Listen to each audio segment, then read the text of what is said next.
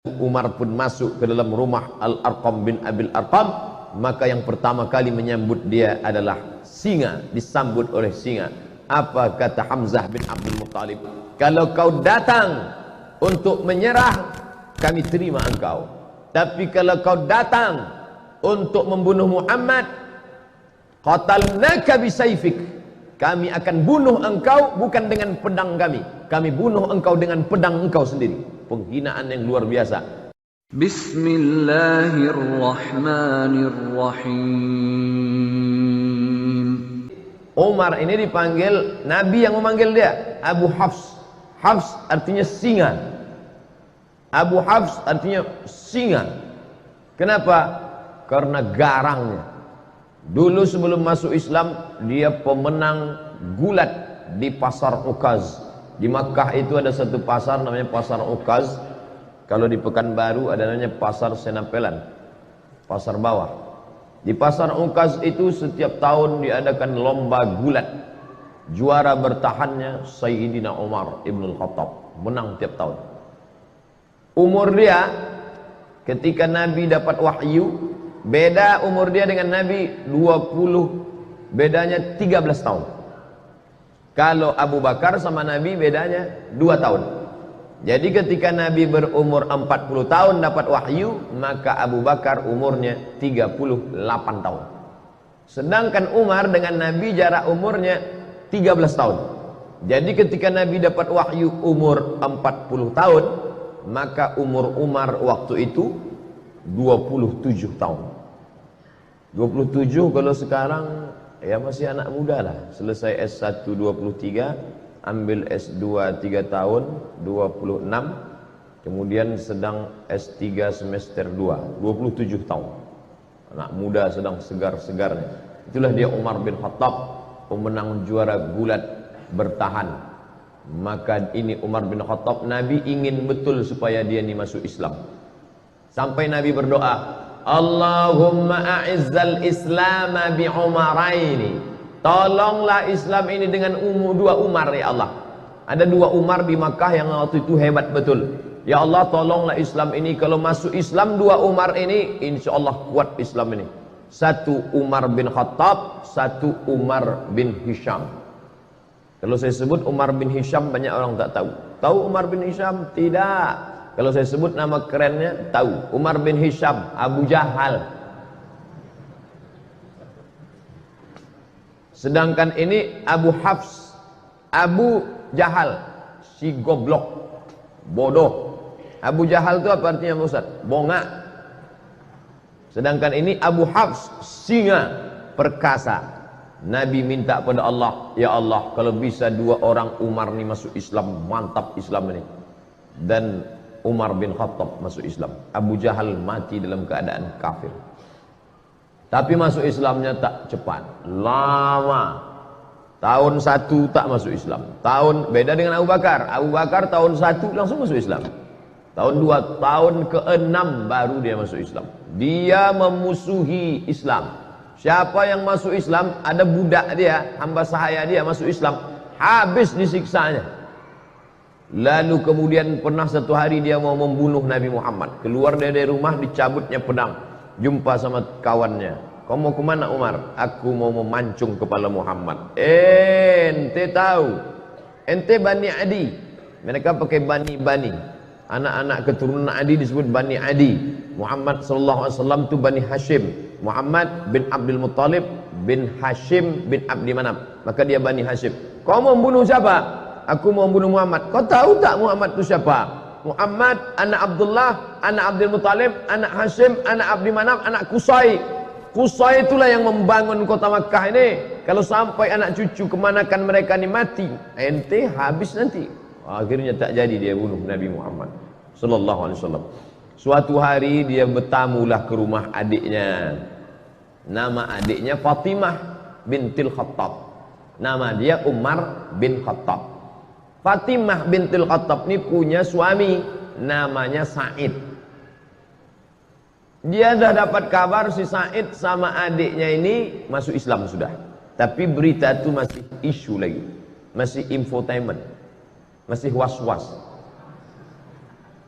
Maka datanglah dia bertamu, kebetulan si Said sama Fatimah sedang baca Quran, tapi suara mereka pelan-pelan. Nama penjaganya namanya Khabbab. Khabbab, ya, adikku tadi baca apa? Tak ada, kata Khabbab. Tapi aku dengar sesuatu. Masuk dia ke dalam, ditinjunya adiknya itu. Pertama adik iparnya dia tinju. Tentu menang, dia pemenang gulat tiap tahun. Habis dia tinju adik iparnya, lalu kemudian adik dia perempuan yang lemah tu dia tinju. Tapi kemudian dia tengok tak ada rasa takutnya.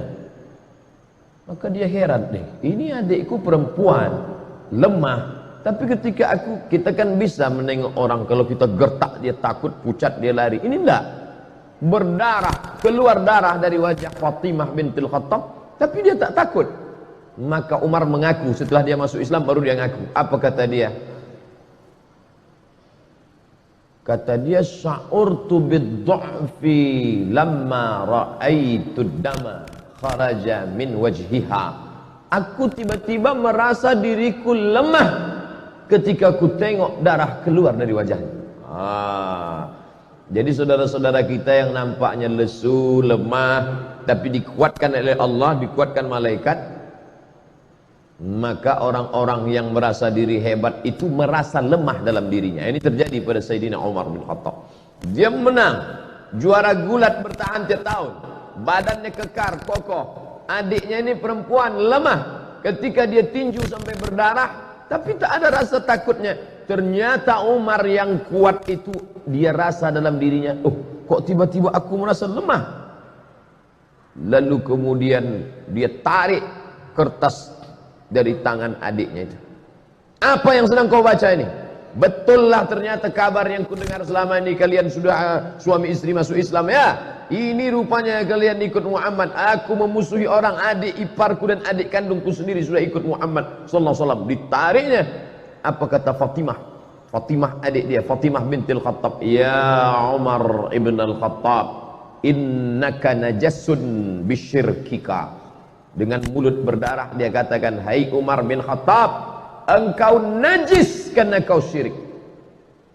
Bukan dia takut, ada kekuatan dalam dirinya. Umar yang sedang down, sedang rasa lemah, menengok adiknya tegar, malah kata-katanya, innaka najasun, kau najis karena kau syirik.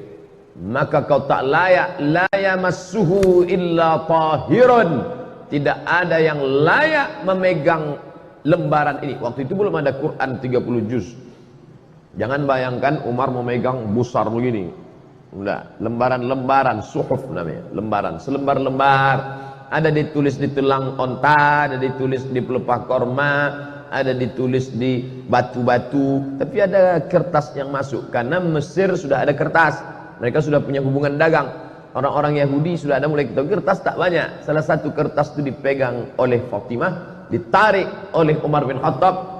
Ketika itu bangkit keberanian Fatimah karena membela Quran, tak boleh dipegang oleh orang bernajis. La yamassuhu illa tahirun.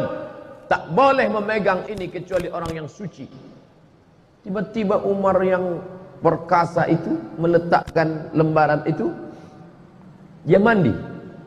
Dia rasa diri dia lemah, adiknya yang berdarah ini kuat. Ini menunjukkan bahwa fisik kita ini sebenarnya hanya casing, sampul saja, tapi di dalam itu ada kekuatan ruh yang luar biasa. Perempuan lemah, mulut berdarah, tapi kalau kuat ikatannya dengan Allah, dia kuat. Umar bin Khattab pemenang gulat, perkasa, tapi kalau dia lemah hubungan dengan Allah, dia lesu, dia kalah. Lalu kemudian dia pun mandi. Setelah mandi, dia balik, penasaran dia kertas ini, lalu dia tengok. Toha ma anzalna alaikal qur'ana litashqa. Kebetulan yang dibaca adiknya itu surat Toha. Toha ya Muhammad sallallahu alaihi wasallam, ma anzalna alaikal qur'ana litashqa. Tidaklah kami turunkan Al-Qur'an ini kepada engkau supaya engkau menjadi susah. Dia tengok susunannya pelan-pelan. Orang Arab sastrawan, bahasa Arab mereka halus, sastra. Dia bisa membedakan ini bukan bahasa orang biasa. Akhirnya hatinya lunak dan lembut. lalu kemudian dia pun segera untuk menuju menjumpai Nabi Muhammad sallallahu alaihi wasallam. Waktu itu Nabi sedang berada di rumah Al-Arqam bin Abil Arqam. Itu markas mereka berkumpul di kota Makkah Al-Mukarramah. Masih dakwah sembunyi-sembunyi, tak ada berani terang-terangan. Lalu kemudian Nabi, yang menjaga Nabi waktu itu 40 orang laki-laki perkasa. Di antara yang menjaga Nabi itu adalah Asadullah, singa Allah. Dia adalah Hamzah bin Abdul Muttalib. Ini jumpa singa sama singa. Hamzah Asadullah, Umar Abu Hafs. Petarung sama petarung. Lalu Umar pun masuk ke dalam rumah Al-Arqam bin Abil Arqam. Maka yang pertama kali menyambut dia adalah singa, disambut oleh singa. Apa kata Hamzah bin Abdul Muttalib? Kalau kau datang untuk menyerah, kami terima engkau. Tapi kalau kau datang untuk membunuh Muhammad, qatalnaka bisayfik, kami akan bunuh engkau bukan dengan pedang kami, kami bunuh engkau dengan pedang engkau sendiri. Penghinaan yang luar biasa. Kalau ada orang dibunuh dengan pedang orang lain itu biasa, tapi dibunuh dengan pedang kita sendiri, maka itu penghinaan luar biasa. Umar, kau datang ke rumah ini sebagai orang menyerah, ahlan wa sahlan.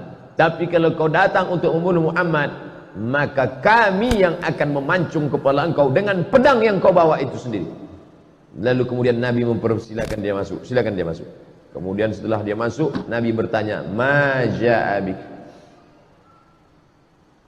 Apa yang membuat kau datang kemari? Yang buat kau datang kemari apa, wahai Umar? Waktu itu Umar menjawab, "Ji'tu li'u'mina bika, ji'tu li'u'mina billah wa bika wa billadzi unzila ilaik." Aku datang untuk percaya kepada Allah, percaya kepada engkau bahwa engkau Rasulullah, dan percaya kepada apa yang diturunkan kepada engkau, yang tadi baru saja kubaca di tangan adikku bernama Fatimah binti Al-Khattab.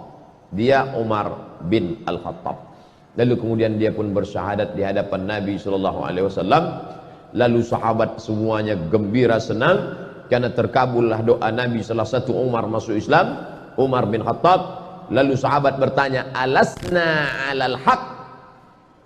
Apakah kita ini dalam kebenaran? Apa kata Umar? Untuk apa lagi kita bersembunyi? Maka sejak itulah orang berani membaca Quran dengan suara jahar. Sebelumnya kalau baca Quran seperti dengungan tawon di dalam sarang. Setelah Umar bin Khattab masuk Islam, mereka berani karena ada dua singa yang sudah mengawal Nabi Muhammad sallallahu alaihi wasallam. Yang satu Hamzah bin Abdul Muttalib Asadullah, yang satu lagi adalah Umar Al-Faruq Abu Hafs. Maka mereka baca Bismillahirrahmanirrahim, Taha ma anzalna alaikal qur'ana litashqa. Maka mereka lantang membacanya.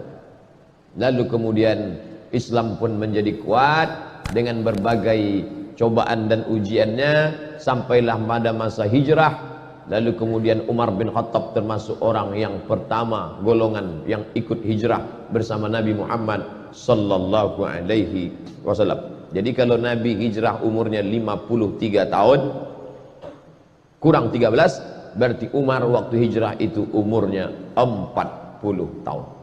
Sebayalah dengan saya sekarang 40 tahun. Umar bin Khattab waktu itu macam saya, tapi badannya tak macam saya. Itu dia karena juara gulat, dia tegak. Umar bin Khattab tinggi, besar. Lalu kemudian dia pun pindah ke kota Al-Madinah Al-Munawwarah, mengikuti Nabi SAW. Anaknya dinikahkannya dengan Nabi SAW, itulah bernama Hafsah Ummul Mukminin. Makanya Abdullah bin Umar banyak meriwayatkan hadis.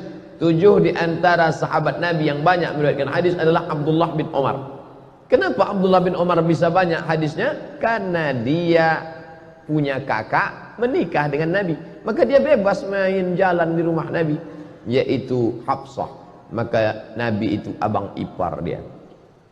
Lalu kemudian setelah Nabi meninggal, naiklah penggantinya, yaitu Abu Bakr As-Siddiq bermusyawarah mereka di satu tempat namanya Saqifah Bani Sa'idah. Nanti Bapak Ibu pergi umrah, ini Masjid Nabawi mengarah ke kiblat, tengok di sebelah kanan masjid. Setelah keluar dari pintu Babus Salam, terus saja setelah Museum Al-Quran, Museum Asmaul Husna, di sana itu ada taman, hotel keliling, tapi yang di situ tetap taman, memang tak boleh dibangun. Itulah dia Saqifah Bani Sa'idah. Di situ mereka bermusyawarah siapa yang akan mengganti kepemimpinan Madinah setelah Nabi Muhammad sallallahu alaihi wasallam meninggal. Naik Abu Bakar Siddiq 2 tahun, meninggal Abu Bakar, dilantiklah Sayyidina Umar. Khalifah artinya pengganti. Meninggal Nabi, penggantinya bukan pengganti Nabi, karena Nabi la nabiyya ba'dah. Tak ada Nabi sesudah Nabi Muhammad sallallahu alaihi wasallam. Maksud khalifah di situ adalah pengganti kepemimpinan politik. Maka digantikan oleh Sayyidina Abu Bakr As-Siddiq. Setelah Abu Bakar meninggal, naik pengganti Abu Bakar, maka nama menjadi 2. Kalau Abu Bakar Khalifatu Rasulillah, pengganti Rasulullah. Ketika meninggal Abu Bakar, naik Umar, namanya terlalu panjang, Khalifati Rasulillah, penggantinya Rasulullah. Maka ini namanya tidak menarik. Masa namanya siapa itu? Khalifahnya Rasulullah. Nanti kalau 3, khalifah Rasulullah.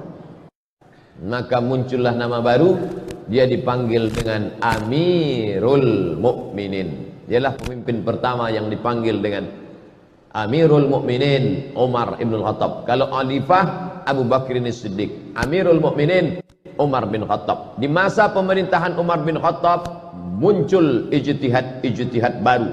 Pertama, dibentuknya syurtah, polisi. Pada masa Abu Bakar tak ada. Pada masa Umar, situlah ada kepolisian kota Madinah Al-Munawwarah. Pada masa Umar bin Khattab, tentara dikasih gaji bulanan, rawatib namanya. Sebelumnya tak ada. Sebelumnya kalau perang, habis perang baru dapat harta rampasan perang, ghanimah namanya. Tapi pada masa pemerintahan Umar, digaji pokok. Perang tak perang, pokoknya dapat. Itu pada masa Umar bin Khattab. Pada masa Umar bin Khattab dibangunlah rumah wakaf. Sebelum itu tak ada. Sebelum itu Baitul Mal saja, tapi ini khusus dibuatkan rumah wakaf. Pada masa Umar bin Khattab pula dibangun diwan. Diwan itu kantor. Sebelumnya tak ada kantor. Zaman Nabi tak ada kantor. Zaman Abu Bakar tak ada kantor.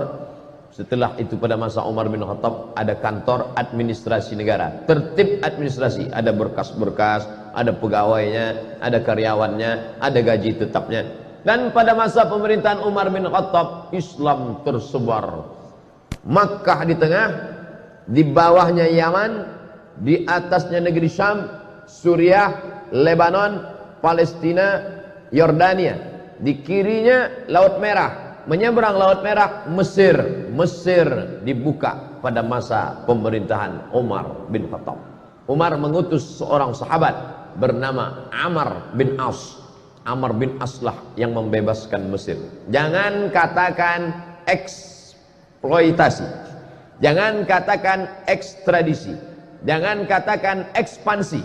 Ini banyak ini anak-anak mahasiswa menulis ekspansi Umar bin Khattab ke Mesir. Ekspansi sama dengan penjajahan, perluasan kekuasaan. Tapi Islam selalu memakai istilah fathu, pembebasan. Mesir dibebaskan. Dibebaskan dari apa? Dibebaskan dari menyembah berhala, dibebaskan dari menyembah matahari, dibebaskan dari menyembah sungai Nil kepada menyembah Allah Subhanahu wa taala. Mesir agama nenek moyang mereka menyembah dewa matahari, Ra namanya. Nanti kalau pergi ke museum Mesir, nampak ada bulat matahari, di kiri kanan bawah atas keluar tangan dewa matahari sedang mengulurkan nikmat-nikmatnya. Karena kalau matahari tak ada, maka tidak akan tumbuh gandum. Kalau gandum tak tumbuh, tak akan mati, tak akan makan, mereka akan mati. Maka mereka menyembah matahari. Di dunia ini sampai hari ini masih ada orang menyembah matahari. Jepang, lalu kemudian Mesir itu menyembah matahari. Dan orang Arab jahiliyah pun menyembah matahari. Makanya tak boleh kita sholat sunat isyraq sebelum matahari lewat setinggi gala, karena itu adalah waktu yang dipakai untuk orang kafir jahiliyah menyembah matahari. Maka disebut ada istilah qarnai syaitan, 2 tanduk setan. Ketika matahari terbit, ini bumi, ini matahari, naik matahari terbit, Ketika matahari terbit, datang 2 tanduk setan.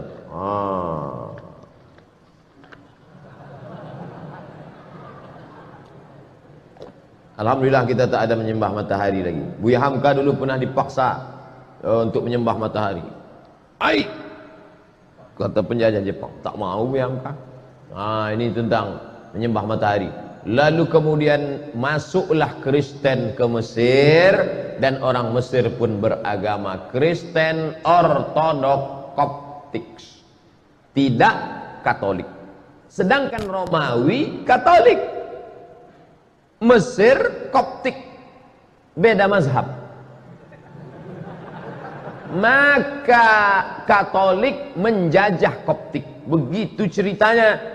Orang Koptik Mesir ini merasa terjajah oleh Romawi yang Katolik. Datanglah Islam membebaskan mereka dari penjajahan. Bukunya ditulis oleh Syekh Muhammad Al-Ghazali, gurunya Syekh Yusuf Al-Qaradawi. Makanya Mesir itu masuk Islam tidak dengan perang. Kenapa? Karena mereka merasa dibebaskan oleh orang Islam. Ketika datang Inggris setelah zaman kemerdekaan, datang Inggris bertahan di Mesir. Kata mereka, kami Inggris di Mesir bukan mau menjajah Mesir, tapi karena ingin menjaga saudara-saudara kami yang Kristen Koptik ini. Naiklah paus Mesir. Mesir punya paus sendiri. Dia tak mau ikut paus Benedictus Franciscus yang menggantikan Benedictus, menggantikan paus Paulus. Begitu sanadnya ke atas. Yang sekarang ini Franciscus menggantikan Benedictus, menggantikan Paulus, sampailah ke atas. Kami di sini bukan menjajah Mesir, kata orang Inggris. Kami di sini bukan menjajah Mesir. Kami mau menjaga keamanan saudara-saudara kami supaya jangan sampai dibunuh oleh orang Islam yang teroris-teroris ini, katanya. Maka naik paus Koptik ke atas mimbar Al-Azhar. Naik dia ke atas, apa kata dia? Kalau keberadaan Inggris di sini untuk menjaga kami yang Kristen Koptik, biarlah kami mati di tangan saudara kami yang Islam ini, karena kami dulu pun dibebaskan oleh mereka. Pidato itu dicatat dengan tinta emas.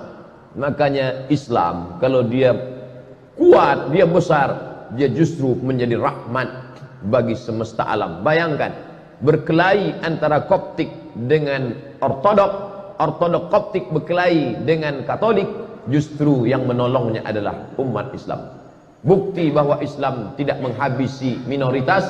Sampai hari ini gereja-gereja tetap tegak di Mesir. Gereja paling tua gereja Saint Catherine yang ada di bawah bukit Jabal Musa. Nabi Musa menerima wahyu naik ke atas, di bawah itu ada satu gereja, gereja Saint Catherine, Saint perempuan suci, Catherine. Dia ditekan oleh penjajahan, lari dia buatnya situ gereja, masih ada sampai sekarang. Saya waktu naik ke atas bukit Tursina, kami tengok, loh kok ada gereja di bawah? Ini gereja Saint Catherine. Seandainya Umar bin Khattab waktu itu mau, bisa diratakannya semua. Itu yang kafir-kafir itu matikan mereka semua. Dah, mana? Islam pernah berkuasa di India, beratus tahun Islam berkuasa di India. Orang Hindu masih tetap ada. Kalau Islam itu ekstrim, tak ada lagi Sanjay Dutt, Shahrukh Khan, Amitabh Bachchan, udah habis itu semua udah. Islam berkuasa di Indonesia, bumi Melayu, kerajaan Siak Serindrapura, Candi Muara Takus. Bukti. Jadi bagi orang-orang yang masih juga mengatakan kami takut kalau Islam dibangkit, nanti Islam akan membunuh kami. Islam, ente kemana aja selama ini? Tak ente tengok bagaimana Mesir tetap tegak berdiri. Maka mereka berbondong-bondong masuk Islam karena Islam datang membawa rahmatan lil alamin. Lalu kemudian Palestina yang waktu itu dipegang kuncinya oleh Kristen Ortodok dan Islam menguasai Palestina dengan damai. Dia tak mau menyerahkan kunci ini kepada tentara-tentara. Apa kata pimpinan agama Kristen Palestina? Kunci ini hanya mau aku serahkan kepada Umar bin Khattab. Dia penasaran mana Umar tuh, aku mau menengok Umar. Kalau mau kunci ini datang kemari. Umat Islam kalau mau merampas kunci itu bisa aja, tariknya udah. Tapi Umar bin Khattab bijaksana, biar aku yang datang, kata Umar. Datanglah Umar. Dibayangkan si pendeta ini akan datang pasukan berkuda dengan baju besi, dengan tombak. Tunggunya lah, berkedip-kedip mata dia menengok. Manalah Umar bin Khattab. Dari kejauhan ditengoknya onta satu ekor, ada 2 orang. Yang mana Umar bin Khattab, kata dia. 2 orang ini ganti-gantian. Kadang budaknya di atas, kadang Umar di bawah. Kadang Umar di bawah, kadang budak di atas. Pas ketika mau dekat pintu Baitul Maqdis, giliran Umar di bawah, budaknya di atas. Tengoknya pakaian Umar biasa aja. Disangkanya Umar pakai baju kebesaran, pakai jubah sutra, pakai cincin emas, pakai naik kereta kencana, feodal. Umar tuh low profile. Tengoknya Umar. Yang mana Umar bin Khattab? Ini dia. Ini Umar bin Khattab yang menguasai dari Yaman sampai ke Palestina, sampai ke Mesir itu. Ya, inilah dia. Kata mereka terkejut. Lalu kemudian Umar dipersilakan solat di gereja tempat lahirnya Isa alaihissalam. Silakan Umar solat. Umar tak mau. Solat dia di depan gereja. Ini gereja, solat dia di depan gereja. Selesai dia solat, orang bertanya, kenapa kau tak mau solat di dalam gereja itu Umar? Nanti kalian tengok. Sekarang barulah orang terkagum sama Umar. Kenapa? Bekas sujud Umar solat itu, itulah didirikan masjid sekarang, namanya Masjid Umar bin Khattab, berhadap-hadapan dengan katedral kelahiran Isa alaihissalam. Bayangkan kalau Umar bin Khattab solat di gereja itu, apa yang terjadi? Rata gereja itu jadi masjid. Tengok Umar bin Khattab bijaksana. Begitulah dia. Tapi ada satu api dalam sekam, sakit hati dia. Siapa dia? Ketika Umar bin Khattab membebaskan Persia, Makkah di tengah, Yaman di bawah, Syam di atas, Mesir di kiri. Di kanan ini ada Persia. Persia lebih kuat daripada Roma. Makanya dalam Quran ada suatu surat namanya surat Ar-Rum. Ghulibatir Rom. Bangsa Romawi pernah kalah. Siapa yang mengalahkan Romawi? Persia. Persia paling hebat. Dan Persia dikalahkan oleh Umar bin Khattab. Jika Romawi dikalahkan Persia dan Persia dikalahkan Umar, maka Umar menguasai dunia. Tapi ternyata ada satu orang dendam, kesumat, sakit hati, ditikamnya lah Sayyidina Umar pada tanggal 24 Zulhijjah, hari Rabu, saat rakaat pertama sholat. Ditikamnya pada tanggal 24, 25, 26, 27. Setelah itu tanggal 30 meninggallah Sayyidina Umar Ibnul Khattab pada tahun 23 Hijrah. Umurnya pas 63 tahun. Nabi Muhammad meninggal 63, Abu Bakar meninggal 63, Umar bin Khattab meninggal 63. Saya sudah hitung-hitung, insya Allah meninggal tahun 2040. Waktu itu umur saya 63. Sok mantap katanya. Kalau berlebih bonus. Kalau mati besok, alhamdulillah.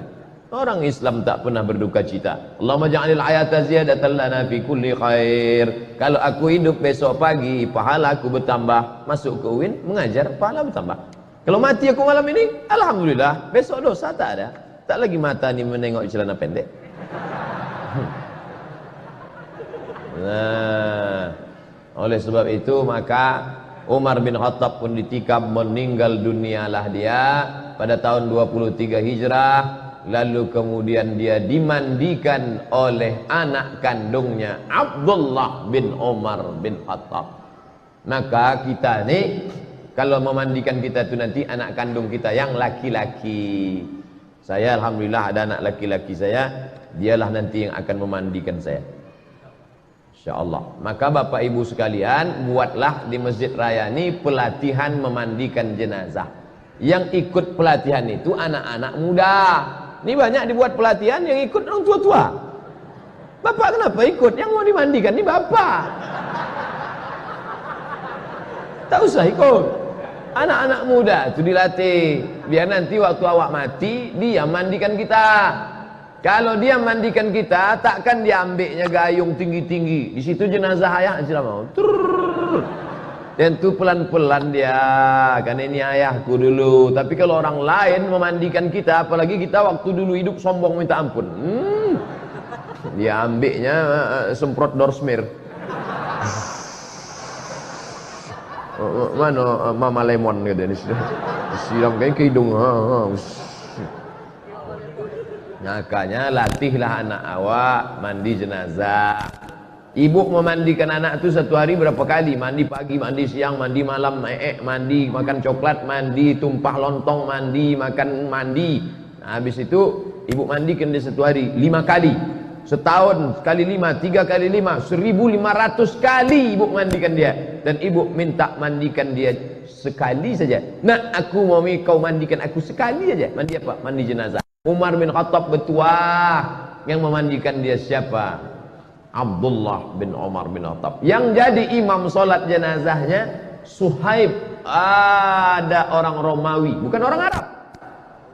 Suhaib Ar-Rumi, orang Romawi yang dulu hijrah dari Makkah ke Madinah, semua hartanya diambil. Suhaib, dulu kau merantau ke Makkah nih sebatang kara, tak ada apa-apa. Sekarang kau sudah kaya, kalau kau mau ikut Muhammad, tinggal semua hartamu. Suhaib Ar-Rumi. Apa maknanya? Jangan kita pesankan nanti ambo kalau mati nan menyembayangkan ambo mesti orang payakumbuh. Aku kalau mati nanti maka yang menyembayangkan aku orang dari Mandailing Natal saja. Aden kok isuk kalau mati maka nan menyembayangkan ambo orang dari Yogyakarta. Ambo kok sebenarnya orang awak tapi dadik lah mau di Jogja. Maka bantu ikolah bahasa ambo. Tidak lagi menengok suku. Jangan lagi ditengok dari mana dia. Suhaib Ar-Rumi bukan orang Arab. Sedangkan Umar bin Khattab orang Quraisy. Tinggi nasabnya. Menantu Nabi SAW, mertua Nabi SAW. Tapi yang memandikan dia siapa? Suhaib Ar-Rumi mu'allab. Orang Roma yang masuk Islam. Maka lalu kemudian setelah itu bergantilah kepemimpinan Utsman bin Affan. Dimakamkanlah dia di makam yang paling mulia di samping Nabi Muhammad sallallahu alaihi wasallam. Jadi kalau ini kiblat, ini mimbar Nabi, ini mihrab Nabi, ini kiblat, di sini kamar Nabi. Kamar Nabi, rumah Nabi bersama Aisyah 22 meter lebih kurang. Pas di situ kata Nabi, nanti kalau aku mati kuburkan aku, jangan bawa jenazahku kemana-mana. Nahnu ma'asyurul anbiya, kami para nabi nudfanu min haitsu namutu, di mana kami mati maka disitulah kami dikuburkan. Makam pertama Nabi sallallahu alaihi wasallam. Setelah itu Umar bin Khattab, setelah itu Abu Bakar Siddiq, setelah itu Umar bin Khattab. 3 makam. Maka kita ucapkan salam, assalamu alayka ya Rasulullah, assalamu alayka ya Abu Bakar Siddiq, assalamu alayka ya Abu Bakar Siddiq, assalamu alayka ya Umar Al-Faruq radhiyallahu anhu. Kita lanjutkan setelah sholat Isya. Tapi kaji hadis nomor 1 Pak Ustaz, periwayatnya dulu. Habis periwayatnya baru kita masuk hadisnya. Ditikam oleh yang menikam itu namanya Fayrus. Fayrus namanya yang menikam. Tapi panggilan kerennya Abu Lu'lu'ah. Lu'lu'. Kalau kita buka kerang, di dalam kerang itu ada permata cantik berkilau, namanya lu'lu'. Yakhruju minhumal lu'lu'u wal marjan. Lu'lu'. Nama anak ibu siapa? Lulu. Bahasa kitanya apa itu? Hah? Yang di dalam kerang itu apa namanya? Mutiara. Lu'lu'. Yakhruju minhumal lu'lu'. Abu Lu'lu'ah. Dia inilah Majusi yang menikam pada tanggal 26 ditikamnya, berdarah 4 hari, meninggal Sayyidina Umar ibn Khattab. Dia minta dimakamkan di samping Nabi Muhammad sallallahu alaihi wasallam. Waktu hidup berkawan, setelah meninggal bersahabat dekat kuburan, meninggal nanti di akhirat pun dalam surga bersama Nabi Muhammad sallallahu alaihi wasallam. Kita di dunia tak berkawan, kubur jauhnya minta ampun, mati pun tak jelas. Sudahlah hidup tak berkawan sama Nabi, kubur kita entah di mana makam Nabi, maka paling tidak stasiun yang ketiga ni dapatlah hendaknya nanti kita ni semua bersama Nabi Muhammad sallallahu alaihi wasallam. Amin ya rabbal alamin. Tak boleh salat di masjid yang ada kubur. Itu Masjid Nabawi. Itu kan kubur Nabi. Umar tu Nabi rupanya? Kan tidak. Yang tak boleh itu bacalah kitab. Nah, paling ujung-ujungnya 37 masalah populer. Enggak. Sah buku itu. Al-Bayan lima yushghilul adhan, ditulis oleh Mufti Mesir Syekh Ali Jum'ah. Bedakan antara tiga. Salat di masjid yang ada kubur, merubah kubur jadi masjid, atau salat ke kubur. Itu beda, jangan dicampur aduk. Saya bagi tiga. Salat di masjid yang ada kubur, salat menghadap kubur, atau merubah kubur jadi masjid. Yang haram itu yang mana? La'anallahu yahud an-nasara, Allah melaknat Yahudi dan Nasrani, ittakhadhu qubur anbiya'ihim masajid, merubah kubur jadi masjid. Itu yang tak boleh. Makam Santo Thomas dirubah mereka menjadi tempat ibadah. Itu maksud hadis Nabi itu. Ini di bawah masjid ini ada kubur. Mana ada? Meninggal Abdul Somad, dikuburlah. Ini makam Abdul Somad. Setelah itu tak lama datang traktor meratakan. Habis itu di masjid dibangun masjid di atas. Silakan sholat di masjid. Masjid apa namanya? Masjid As-Somadiyah. Haram sholat masjid. Nah, sekarang diisukan kemana-mana, tak boleh sholat masjid al-kubur, tak boleh sholat masjid al-kubur. Maka masjid-masjid semua di bumi ini ada kubur. Dari mulai Aceh sana, Masjid Baitur Rahman, kubur. Turun ke bawah, Masjid Al-Masun, Medan, Masjid Raya, di samping Istana Maimun, kubur Sultan. Turun ke bawah, Masjid Sahabuddin, Istana Siak, kubur. Yang tak boleh itu kubur itu diperatakan, dibangun masjid di atasnya. Ini ditulis Syekh Ali Jum'ah, guru besar Al-Azhar, Mufti Mesir. Ini tentang masalah ini. Lalu kemudian sampai 4 hari kena tikam meninggal. Padahal Umar bin Khattab itu tak ada orang lebih sakti daripada Umar bin Khattab.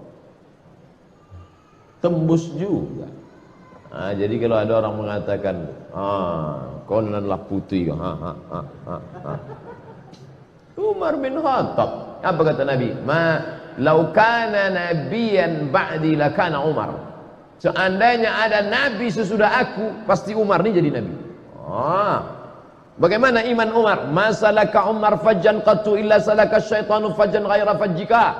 Seandainya Umar lewat di suatu jalan, maka setan akan mutar di jalan yang lain. Kalau Umar bin Khattab lewat di jalan Ahmad Yani, maka setan mutar ke jalan Sudirman. Takut dia seperjalan. Kita bersanding-sanding sama setan. Kan jauh dari setan. Tidur sama setan, makan sama setan, WC sama setan. Umar bin Khattab luar biasa, tapi dia meninggal. Apa yang diinginkan Allah? Allah ingin dia mati syahid. Yang menikamnya itu Fairuz Abu Lu'lu'ah. Inilah Majusi yang jahat. Ada pula orang membangun makamnya. Makam Fairuz Abu Lu'lu'ah dibangun mogah, pakai lampu-lampu, pakai taman-taman. Siapa yang membangunnya? Syiah. Kata mereka ini pahlawan, karena sudah berhasil membunuh orang paling jahat di dunia, yaitu Umar bin Khattab, karena merampas kekuasaan Sayyidina Ali bin Abi Thalib. La haula wa la quwata illa billahil aliyil azim. Tidak ada konflik antara Umar dengan Ali. Tahu tidak? Umar punya istri namanya Ummu Kulthum. Ummu Kulthum. Ummu Kulthum itu anak siapa? Anak Sayyidina Ali. Ali menikahkan anaknya kepada Umar. Jadi kalau ada orang mengatakan Umar dengan Ali itu bermusuh bebuyutan, Pak Ustaz, la ilaha illallah. Bacalah balik. Tidak ada permusuhan antara Ahlul Bait dengan Umar ibn Khattab.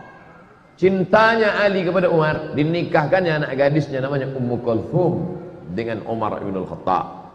Umar nama, kalau memang benci kita sama orang, takkan kita pakai namanya. Tapi Ali punya anak, dibuatnya 2 kali Umar. Umar Wahid, Umar Sani. Umar Cie, Umar Duo. Saking kan cintanya dia kepada Sayyidina Umar bin Khattab. Dan ketika Umar menjadi khalifah, maka Sayyidina Ali diangkatnya menjadi Watim Pres. Mana pula ada Watim Pres waktu itu? Agak-agaknya macam itulah. Dewan Pertimbangan Khalifah Watim Prah Sayyidina Ali bin Abi Thalib. Jadi mereka berkawan bersahabat baik. Maka kata Sayyid Muhammad Alawi Al-Hasani Al-Maliki, ulama hadis dari Makkah, kalau kau tengok ada orang berilmu tapi mencaci maki sahabat Nabi, itu adalah khatul ahmar, garis merah. Jangan kau ambil ilmu dari dia.